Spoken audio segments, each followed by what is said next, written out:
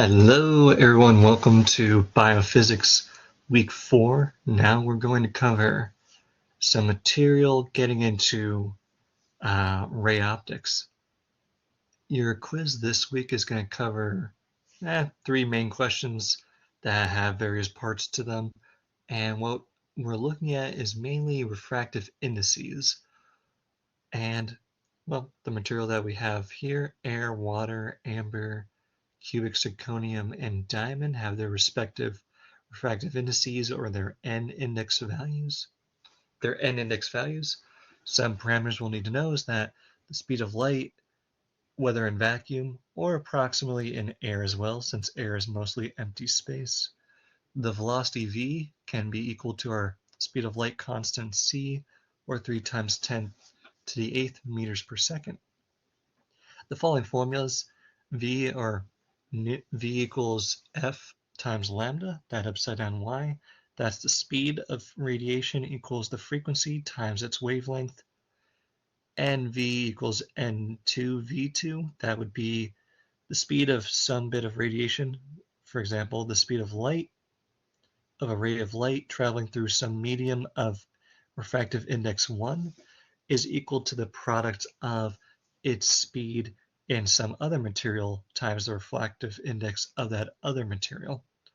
We can also replace the speed parameter, the velocity parameter, with wavelength, and we still get n1 lambda 1 equals the product of n2 lambda 2. And we can replace that even further with the sine function of the angle of incidence, that is the angle of approach when a ray of light is about to hit a new medium. The product of the sine of its angle of incidence multiplied by the refractive index of the material it's currently traveling through is equal to the product of the sine of the angle of refraction that will happen once that ray refracts into a new material, and the sine of that angle multiplied by the refractive index of that new material. Now, if we ever have a situation where the refractive index of the material that light is approaching is less than the refractive index of the material that light is currently traveling through, it is possible to calculate a critical angle, or a theta c, such that n1 times the sine of theta c would equal n2 times sine 90 degrees. In other words, if our incident angle equals the critical angle, then that guarantees that our light would refract at 90 degrees. That's just to say that if our angle of approach is greater than our critical angle, then it would actually be impossible to refract into the material, and we would only ever reflect off of that boundary between those two layers. While a ray of light might either reflect or refract, if in the case where we need to calculate a critical angle and our incident angle is greater than our critical angle, then instead of having the potential of refracting, there is zero potential of ever refracting into that material at the current angle of incidence. So the first question you'll have here is, there will be a ray. Will a ray of light traveling in diamond refract into air if the incident angle is 22 degrees? And if so, at what angle would the ray refract into air? Well, first things first, let's look at our refractive indices. We see that our N1, or our refractive index for diamond, is 2.42, and N2, or the refractive index for air, is 1. Because our second refractive index is less than our first refractive index, we should calculate a critical angle first, which follows the equation N1 times sine of the critical angle equals N2 times sine 90 degrees.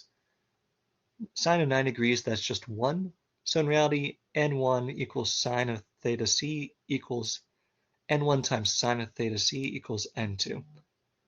Rearranging our equation there to solve for theta c, the critical angle, that gives us that the arc sine function of our refractive index 2 over our refractive index 1 just equals arc sine of 1 over 2.42 using our refractive indices of the materials that we're looking at.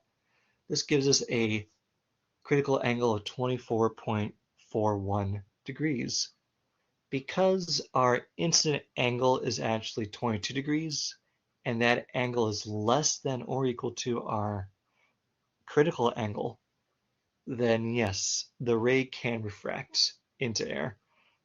I put less than there just because if it was equal to, if our incident angle was equal to our critical angle, then refraction would still be possible, but we would know that it was 90 degrees. In any case, 22 degrees is less than our critical angle, less than or equal to, so it is possible to calculate refraction. And we can do that like so. So since we know that refraction is possible, let's assume that it happened. And if it does happen, what would be the angle of refraction once that ray of light in diamond refracts from diamond into air? Well, then we'll just use our main equation, n1 times sine of the incident angle equals n2 times sine of the refractant angle. And we rearrange everything to solve for the angle of refraction, theta r. What we get is theta r equals the arc sine of n1 times sine of theta I over n2.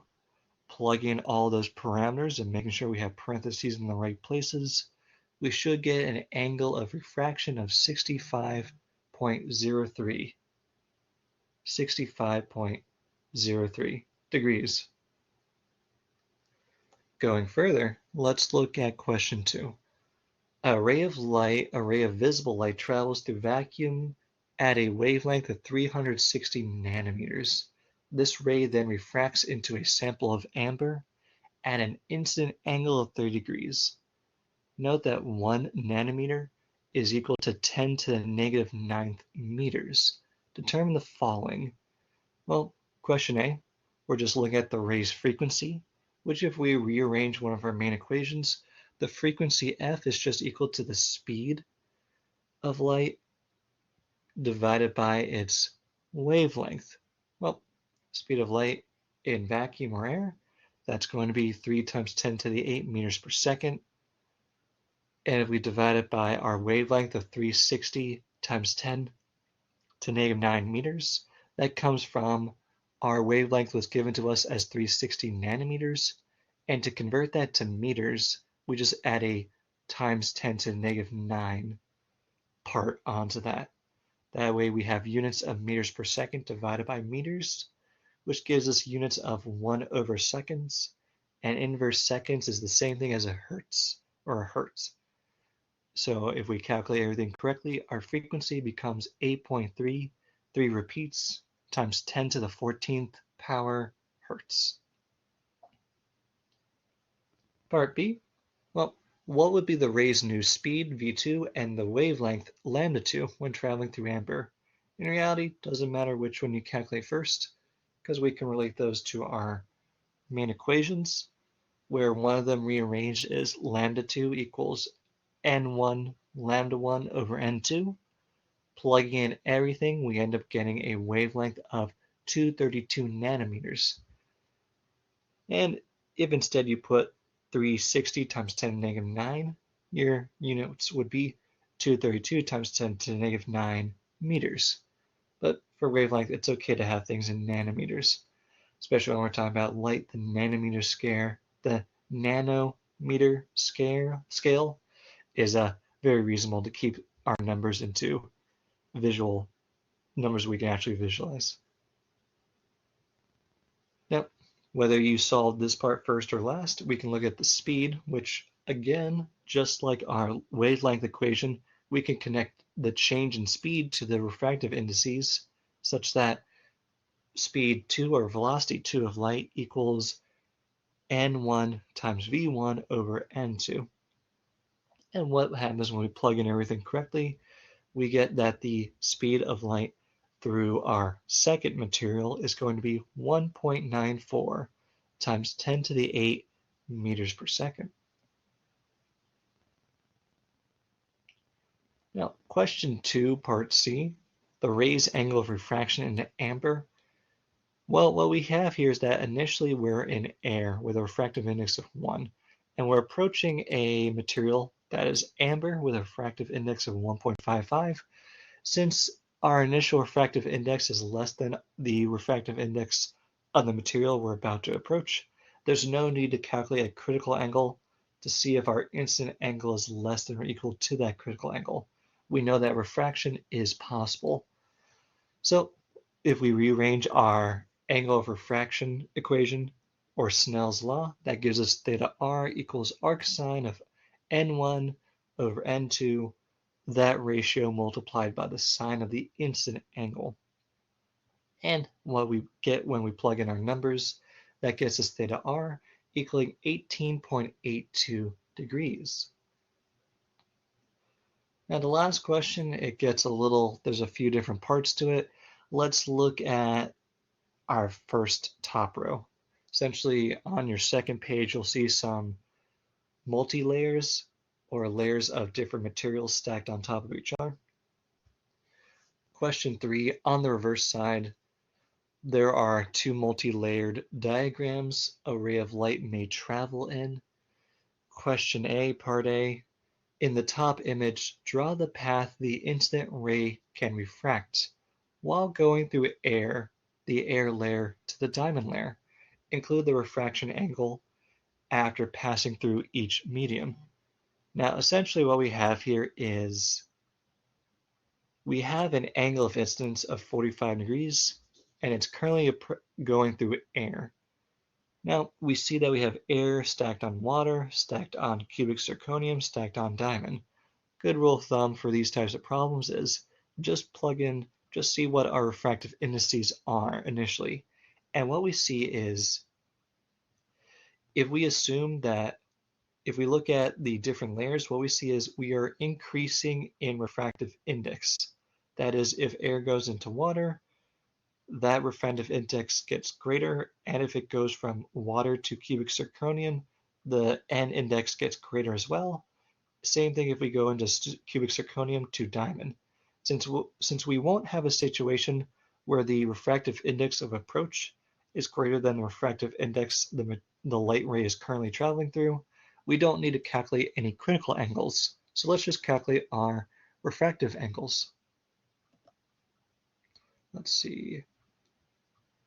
So first part, if we look at our rearranged refractive index or refractive angle equation, theta R1, that's just going from air refracting into water, arc sine of 1 over 1.33 times sine of 45 degrees, or N1 times sine of incident angle 1 equals divided by N2, taking the arc sine of all of that, we get our refracted angle 1 equaling 32.12 degrees.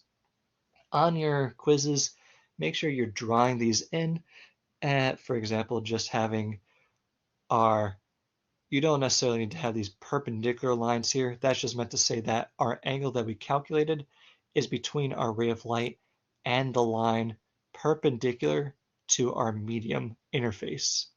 Since our mediums are stacked horizontally, our perpendicular axis or our normal axis is going straight down, so the angle is between the ray and that axis.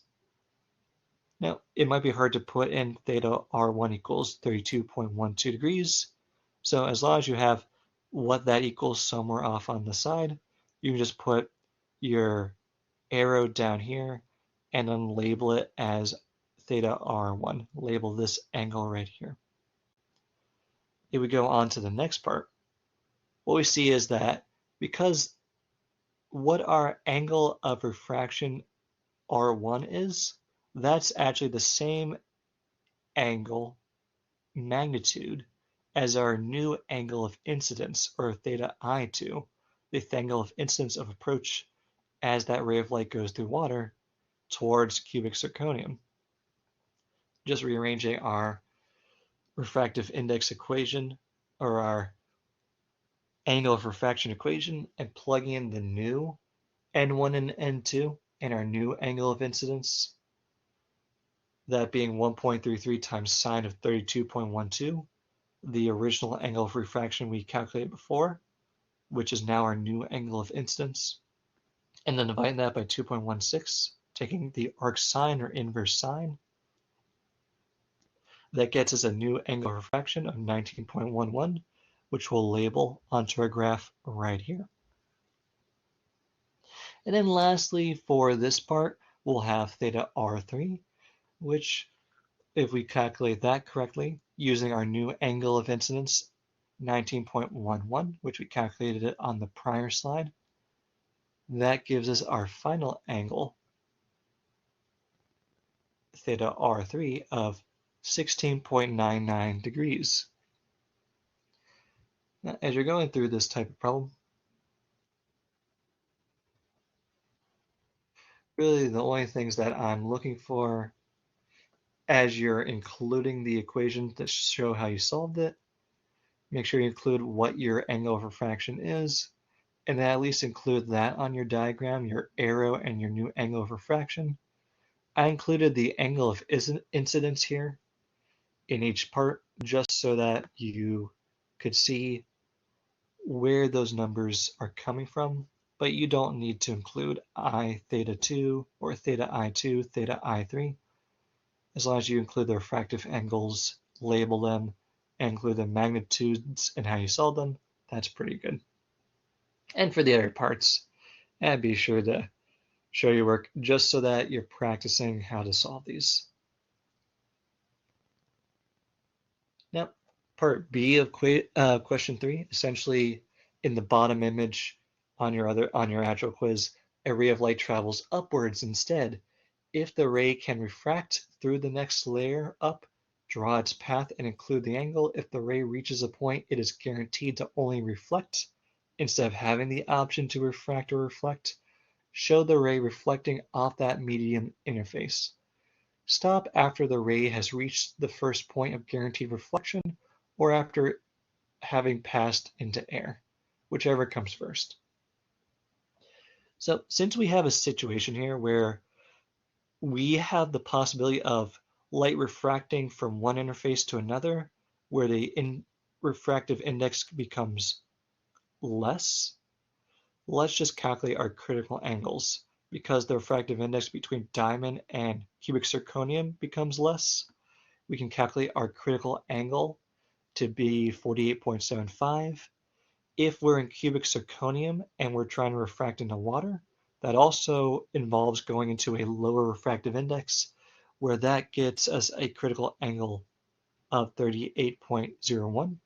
Oh, whoops. My apologies, I did this a little backwards because we're going up. From diamond to cubic zirconium, what we would get for our critical angle is 63.2 degrees. From cubic zirconium into water, we end up with 38.01 as our critical angle. And if we're in water and we are approaching air, because that also involves a decrease in refractive index, we get a critical angle that we can calculate of 48.75 if we're approaching water and getting in air. All these is to say, as we're going from our current interface to the next one, if our critical angle, which is our boundary condition between those specific layers, if our incident angle is less than or equal to our critical angle, then that means that it is possible to refract. If our incident angle is equal to our critical angle, refraction would end up being 90 degrees, and we would also stop there. So, looking at the first layer, after we plug in our boundary conditions, I'm just recording these off to the side so that we know our refractive indices of the current medium, and we know the boundary conditions or the critical angle to pass into that medium. Let's see, we are looking at an angle of incidence in diamond of 30 degrees, and the N index for diamond is 2.42, where the next layer cubic zirconium is 2.16. What we have here is our critical angle is 63.2. What that tells us is, because our angle of incidence is 30 degrees, and that's less than or equal to our critical angle of 63.2 degrees, we can actually refract into the material. And we get that angle being r theta r1 equaling arc sine of 2.42 over 2.16, or n2 over, or n1 over n2, multiplied by the sine of the angle of incidence, sine of 30 degrees, which gets us a refracted angle of 34.07 degrees. And then we would label that on a graph right here. The next layer in, since our new angle of incidence is at 34.07 degrees, and that happens to be less than 38.01 degrees, or a critical angle barrier between cubic zirconium and water, we know that we can refract into the lower refractive index region, or we can refract into water. We can calculate theta 2 as arc sine of n1 over n2 times sine of theta I2, or I should say theta, the n1 over n2 times theta I1, when in reality our new n1 is the refractive index of cubic zirconium, our new n2 is the refractive index of water, and our new angle of incidence is really our refracted angle theta r1, its magnitude becomes the new theta I. So 2.16 times sine of 34.07 divided by 1.33. Take the arc sine of all that, gets us a refracted angle 2 right here of 65.48 degrees. What we see for the last part is, since our new angle of incidence is 65.48, as we're traveling through water and approaching the air layer, that is actually greater than our critical angle of 48.75, which means that we cannot actually refract into the new layer of lower refractive index. And because we cannot actually refract, just show that we're actually reflecting, and then that angle of reflection equals the angle of incidence, which is same magnitude as theta r2. So because this boundary condition is possible, we can only reflect, whereas everything beforehand, there's always the chance to either refract or reflect. And if refraction was possible, we just chose that as our path. But since we can no longer refract and just reflect, draw that in and then stop right there. And then that concludes this week's recitation for this material. By all means, ask questions if they come up, and finish your quizzes and your exams in a timely manner. And glad to have you all, and peace.